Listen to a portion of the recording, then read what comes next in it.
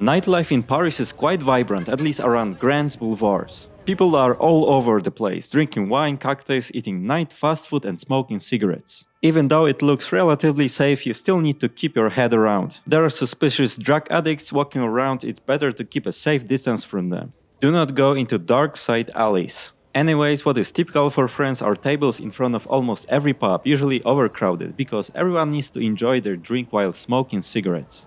While wandering around, we step aside on a quiet street full of fancy hotels. It's just like a living art and memorial to great composers. Speaking once again about food.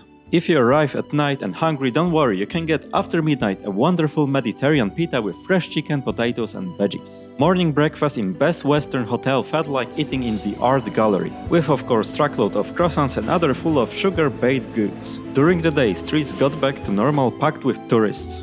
On the other side of the hotel is so-called Passage des Panoramas, a narrow atmospheric sidewalk going through the building full of cafes and restaurants. Next is Brongniart Palace, built at the direction of Napoleon in the early 19th century to house the Paris Stock Exchange. Streets that reminds Times Square, wonderful ornaments of Haussmannian architecture style buildings.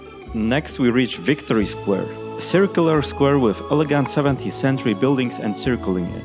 At its center stands a bronze equestrian statue of Louis XIV. It's a tribute to Louis' military victories, particularly those during the Franco-Dutch War in 1672. Next, we're passing by more than 200 years old Bank of France. Welcome to evenly trimmed trees in the French Royal Palace Garden.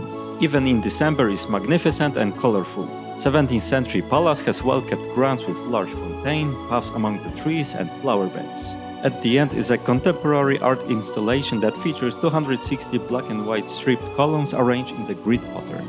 Long line of currents to fancy cafe, and we are reaching the Paris Eye looking at the Louvre. Besides cold temperature, it's still quite pleasant to get some greenery fresh in the city center. Perfect place for an impressive museum with richly decorated ceramics, crystal and elegant furniture from medieval to contemporary. See you in part 2.